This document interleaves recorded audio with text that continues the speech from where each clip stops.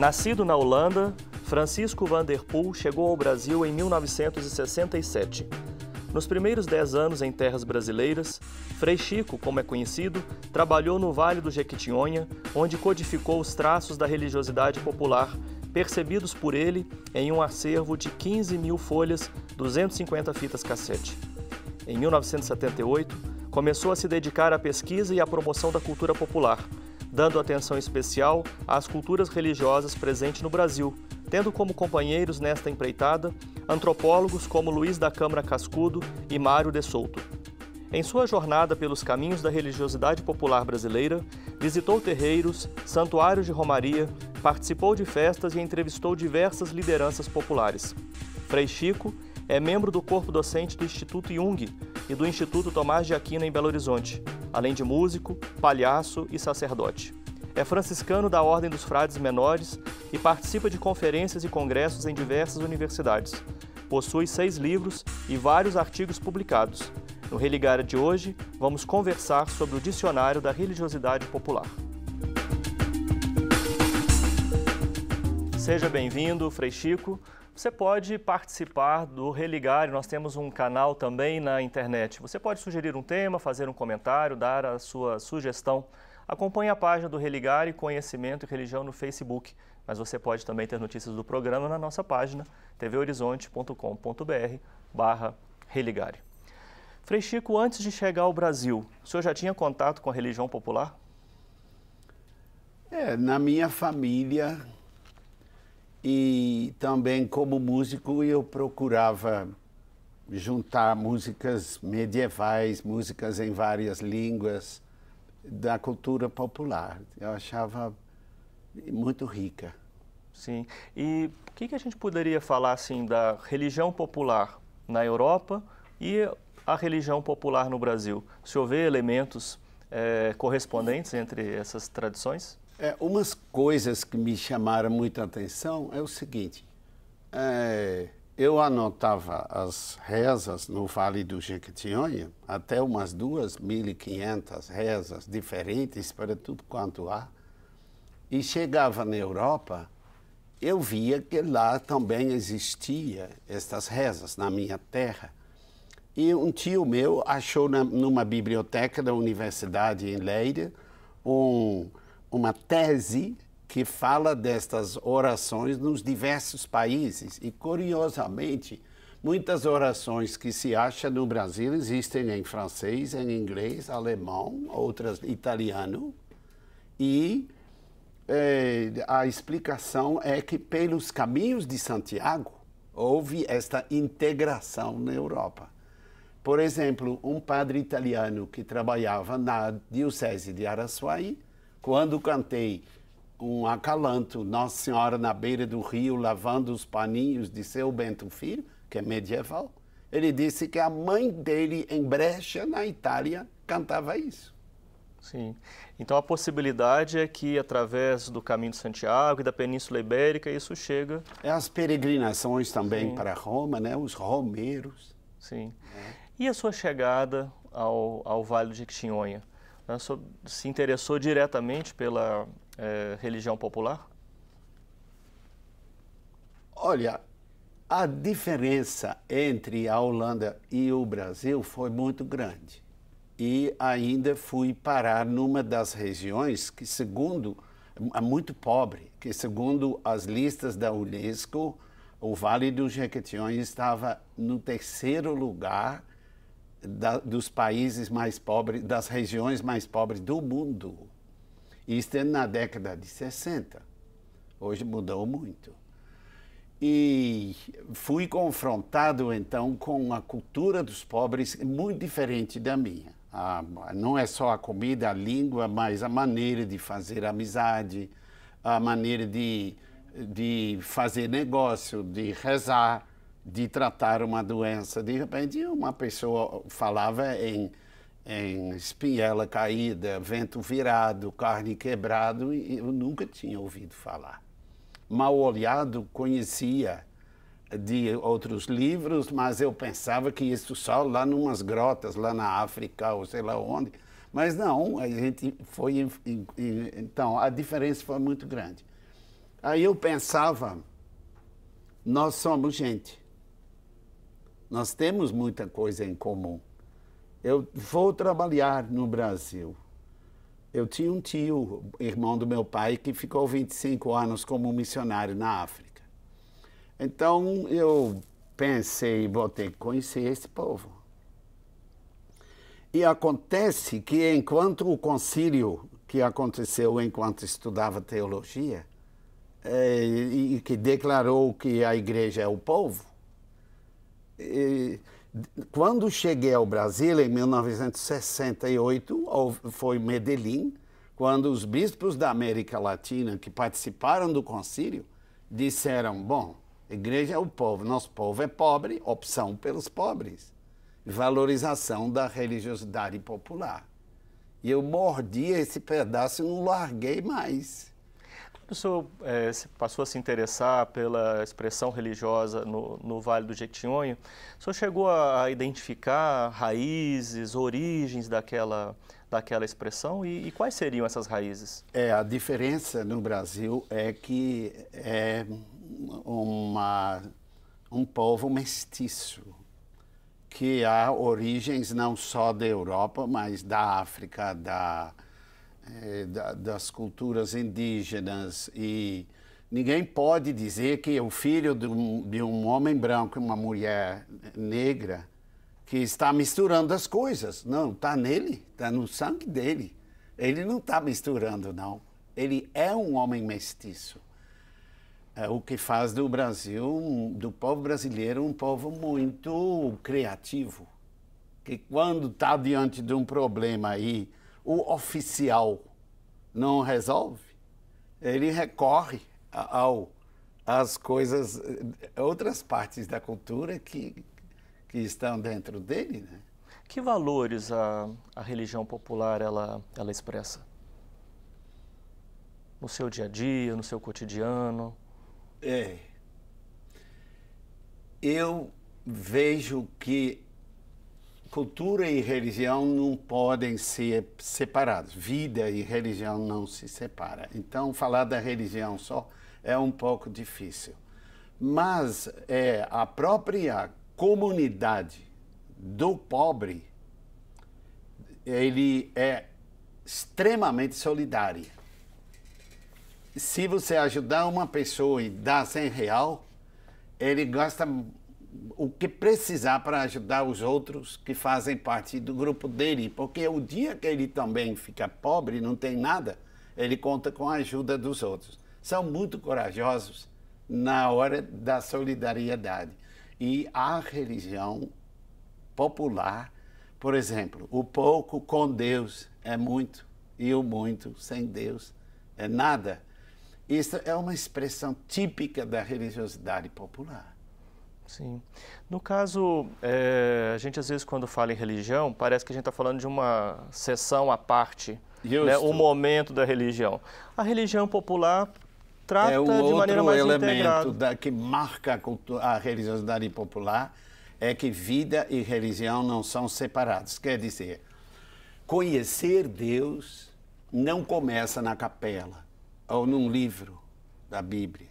Não, é na vida das pessoas. E é esta experiência religiosa viva, de um Deus vivo, é que ele traz na igreja quando vai rezar. E se lá chegar um padre com um folheto de São Paulo e lê de cabo a rabo e diz que celebrou, eu não sei que liturgia é esta quando o Deus vivo, que o povo conhece, não é mencionado, não é lembrado na hora da celebração. Aí há um conceito de igreja que não coincide com esse de igreja-povo. O povo é que celebra. Que imagem de Deus a religião popular apresenta, expressa? Eu sempre tenho medo de generalizar. Existe a noção de Deus nos cultos afro-brasileiros. Existe a noção de Deus naquelas coisas da tradição oral dos pobres que veio de Portugal e com que as pessoas se identificaram. Quer dizer, os elementos de origem europeia, mas que hoje têm uma função vital na fé do povo. E que muitas vezes são diferentes, não pode generalizar. Mas a noção de Deus é um Deus próximo, um Deus que é Pai. Um Deus que, por exemplo, o povo tem umas expressões curiosas. Enquanto tiver Deus no céu, urubu não come folha. Não é só para o urubu, mas isso é uma expressão que Deus ajuda. Deus é próximo. E isto é muito bonito. Sim. Há uma canção, se o senhor quiser nos apresentar, que fala de Deus, que o senhor destacaria? Existe sim. Por exemplo, Folia de Reis, ou os cantos da Semana Santa. Nós estamos na época de Natal, né? Chegando, já vi Papai Noel na rua já. Pois. Mas se quiser que eu canto alguma coisa... Vamos fazer assim, eu vou chamar o intervalo agora, enquanto isso nós nos preparamos e vamos começar o próximo bloco, né, com uma canção da religião popular, né, que fala de Deus. Tá. O Religare conversa hoje com o Frei Chico sobre a sua última obra publicada, a mais recente, que é o Dicionário da Religiosidade Popular, uma obra de 40 anos. Nós vamos para um breve intervalo e voltamos já.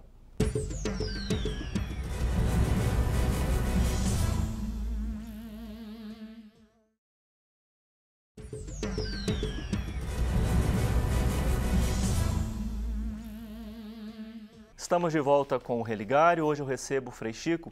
Nós estamos conversando sobre religião popular. E como prometido no final do primeiro bloco, o Frei Chico vai nos apresentar uma canção da experiência religiosa popular do Vale do Jequitinhonha. É uma folia de reis que condiz com o tempo de agora que o Natal está chegando. Bendito, louvado seja, bendito, louvado seja o menino Deus nascido, o menino Deus nascido, que no ventre de Maria, que no ventre de Maria 9 meses teve escondido, 9 meses teve escondido. Deus te salve, Deus menino, Deus te salve, Deus menino, Rei do céu, Senhor do mundo, Rei do céu, Senhor do mundo. Uma das pessoas trinas, uma das pessoas trinas, o primeiro sem segundo, o primeiro sem segundo. 3 palavras disse a Virgem, 3 palavras disse a Virgem, com seu menino dormindo, com seu menino dormindo. Vinde cá, meu cravo de ouro, vinde cá, meu cravo de ouro, meu Jesus de Deus divino, Deus Jesus de Deus divino. Louvemos bem reclinados, louvemos bem reclinados, entre brutos animais, entre brutos animais, aquele que nos governa, aquele que nos governa, o mar, a terra e tudo mais, mar e terra e tudo mais.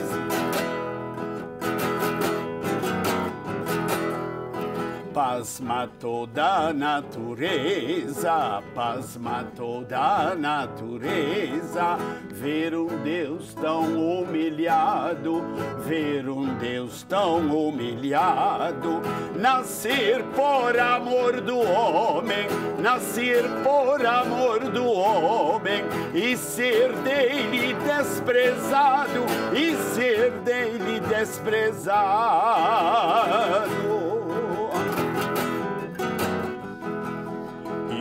Inimigos, congraçai-vos, inimigos, congraçai-vos, junto ao berço do Senhor, junto ao berço do Senhor. A guerra suceda a paz, a guerra suceda a paz, ao ódio suceda o amor, ao ódio suceda o amor.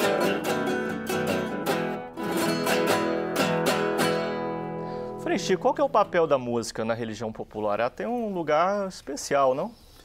É um papel muito importante. Inclusive, se deixar a música fora, pouco vai sobrar.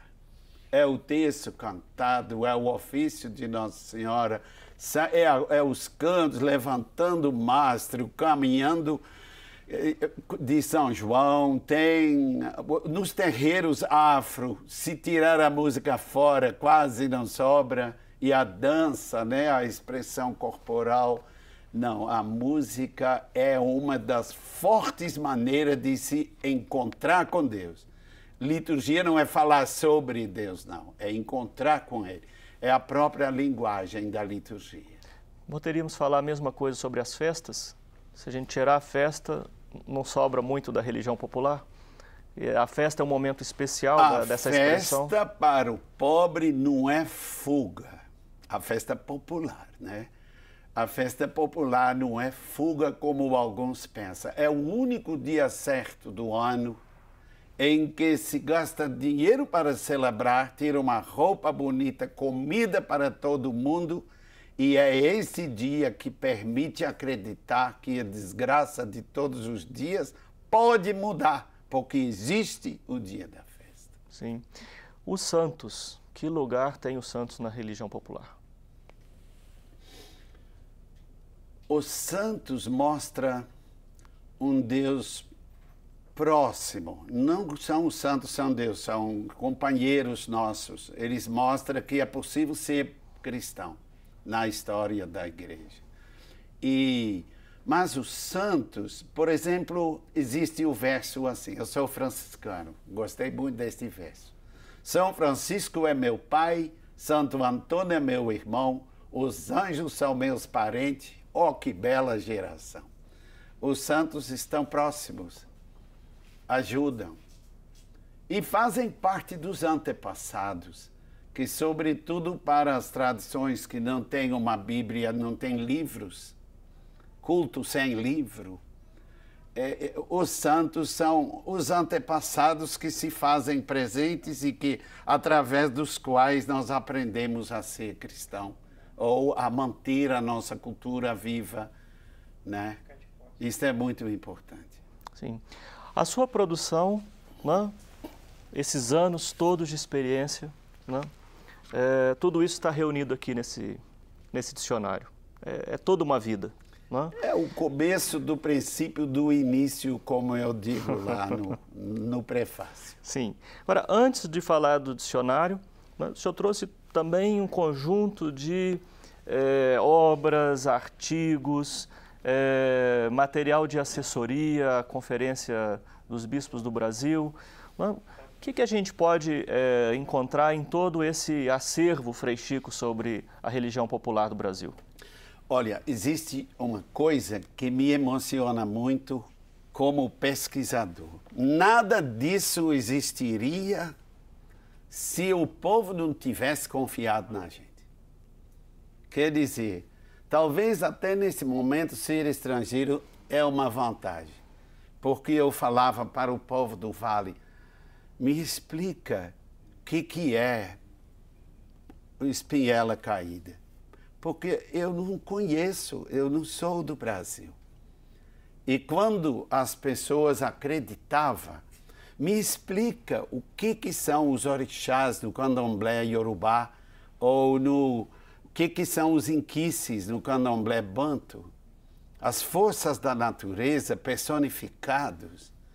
Então as pessoas, quando confiavam, quando acreditavam que eu queria aprender com eles, é que as coisas bonitas iam acontecendo. E eu posso dizer até muito oportuno isto.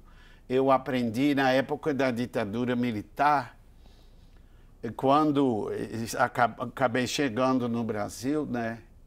Aprendi de Paulo Freire que ajudar o povo é, em primeiro lugar, dar valor àquilo que ele já tem. É sua história, sua cultura, seus ideais, suas lideranças. E é o que o livro tenta fazer. Sim. Ou seja, esse dicionário, o senhor dedica à academia, que se interessa agora e tal, ou à vida de todas essas comunidades? Eu dediquei o livro num oferecimento ao Brasil mestiço. Não é um livro da igreja, mas é um livro que pode ser útil para acadêmicos, para quem prepara o culto, que pode ser útil para a organização popular que tem como base e raiz a sua cultura, seja indígena, negra ou a cultura da tradição oral dos pobres de Portugal. Dedico aos artistas, quer dizer, artistas podem... Quantos não pedem assessoria para fazer um teatro, para fazer um filme? Eu tenho dado música, né, de música, eu tenho dado muita assessoria em vários campos, também na mídia, para a preparação de algum programa. Esse livro é útil, assim, mas é dedicado ao povo brasileiro, não é só para a igreja. Sim. Nós estamos terminando o programa.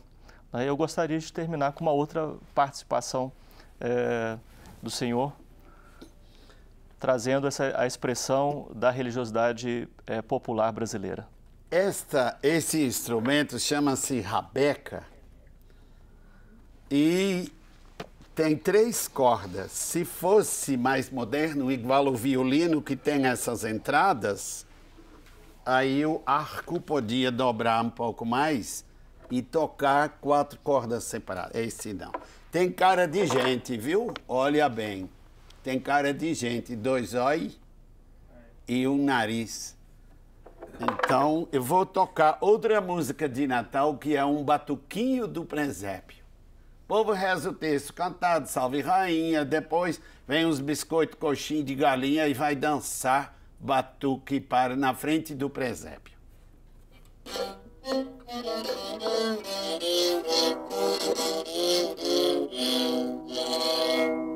Deus menino, eu vim aqui lhe visitar, vim aqui lhe visitar, esse boi eu vou levar.